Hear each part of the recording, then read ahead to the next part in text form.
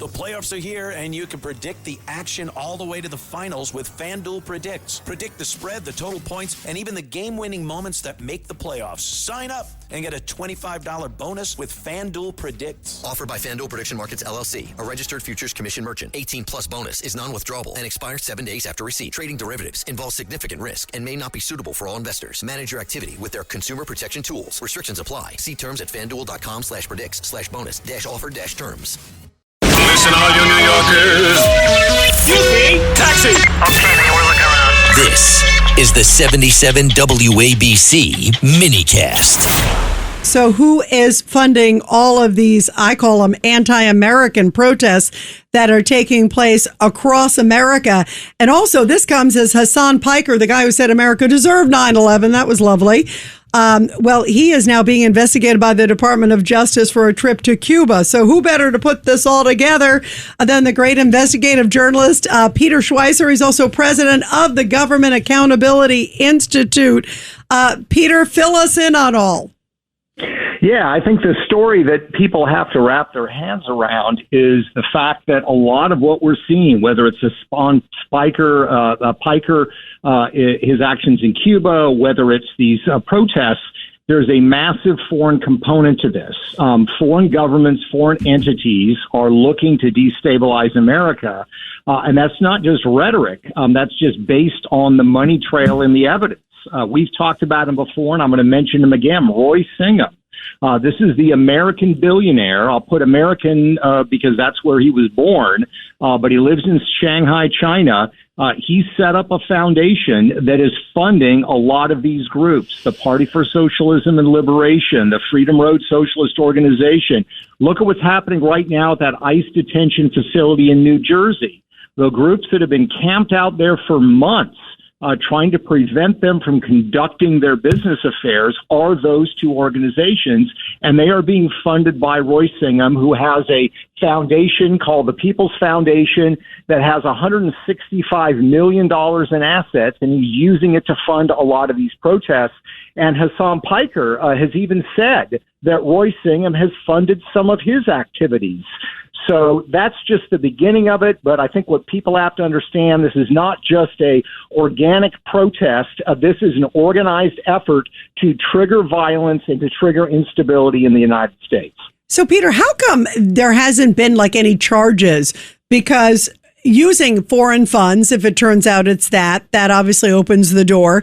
And then you got Hassan Piker, this guy who's been hanging around with Mandani. He's hanging around with El Sayed, the guy in Michigan who says some really horrible things. And you look at this guy, and he was over there. He's using this guy's money, if it turns out it's foreign funds, and he's over there berating the American administration. He claimed he was there on a humanitarian mission, and yet it looked like it was a political mission. You see him on his own Instagram bashing America, bashing the Trump administration policy, saying, look what's happening to beautiful, Cuba. This is terrible.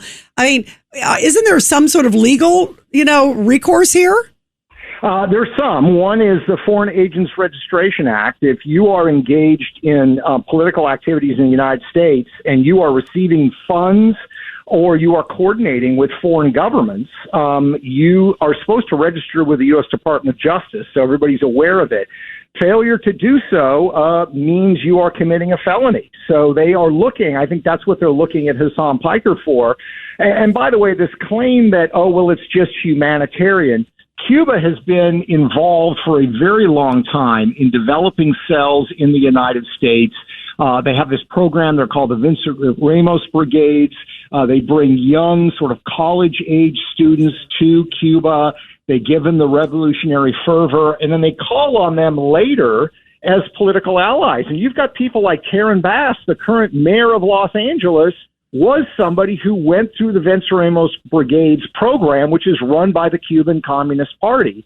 And Hassan Piker, as much as he wants to say he was there for humanitarian purposes, maybe that was part of it. The other part of it, I have no doubt, was political coordination.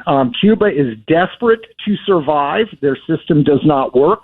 It has not worked for a long time. They've been able to linger on because they got cheap or free oil from Venezuela and from Iran. Guess what? Because of Donald Trump's foreign policy, that oil is not coming anymore. That's why Cuba's in a desperate state. And what they need is they need activists in the United States to prevent or try to prevent American foreign policy from taking its course. But I think they're going to fail. But it's a reminder again, whenever you see protests, whenever you see this kind of activity, we need to be weary and remind ourselves who gains from this. We are in a global world, not just a global economy, and that means these political movements are operating in our country as well, and they're trying to distort our foreign policy for their ends.